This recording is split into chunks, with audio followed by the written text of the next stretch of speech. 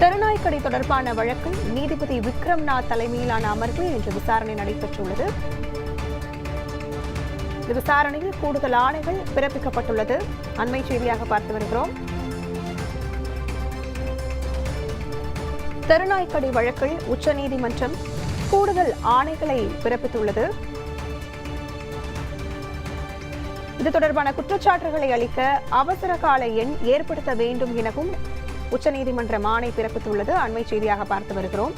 தேசிய நெடுஞ்சாலைகள் மற்றும் நெடுஞ்சாலைகளில் சுற்றித் திரியக்கூடிய விலங்குகளை உடனடியாக பிடித்து அங்கிருந்து அப்புறப்படுத்த வேண்டும் எனவும் உச்சநீதிமன்றம் ஆணை பிறப்பித்துள்ளது.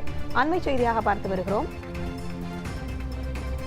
தெருநாய் உள்ளிட்ட விலங்குகள் உரிய காப்பகத்தில் விடப்பட வேண்டும் என அனைத்து மாநிலத்திற்கும் உச்சநீதிமன்றம் ஆணை பிறப்பித்துள்ளது. அண்மை செய்தியாக பார்த்து வருகிறோம். தெருநாய்க்கடி வழக்கில் உச்சநீதிமன்றம் கூடுதல் ஆணைகளை பிறப்பித்துள்ளது. விலங்குகளால் ஏற்படக்கூடிய விபத்து உள்ளிட்டவற்றை தடுப்பதற்காக நெடுஞ்சாலைகளில் சுற்றித் திரியும் விலங்குகளை குறித்து குற்றச்சாட்டு அளிக்க அவசர கால எண் ஏற்படுத்த வேண்டும் எனவும் உச்சநீதிமன்றம் ஆணை பிறப்பித்துள்ளது. தெருநாய்க்கடி வழக்கில் உச்சநீதிமன்றம் கூடுதலாக பல ஆணைகளை பிறப்பித்துள்ளது. அண்மை செய்தியாக பார்த்து வருகிறோம். எல்லா நிறுவனங்களின் நிர்வாகமும் தொடர்புடைய வளாகத்தில் பராமரிக்க ஒரு அலுவலரை நியமிக்க வேண்டும் எனவும் உச்சநீதிமன்றம் ஆணை பிறப்பித்துள்ளது.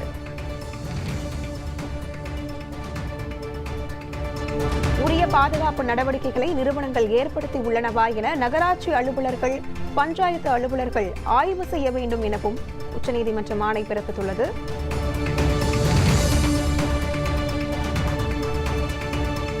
தெருநாய்க்கடி வழக்கில் உச்சநீதிமன்றம் கூடுதல் ஆணைகளை பிறப்பித்துள்ளது. அண்மை செய்தியாக பார்த்து வருகிறோம்.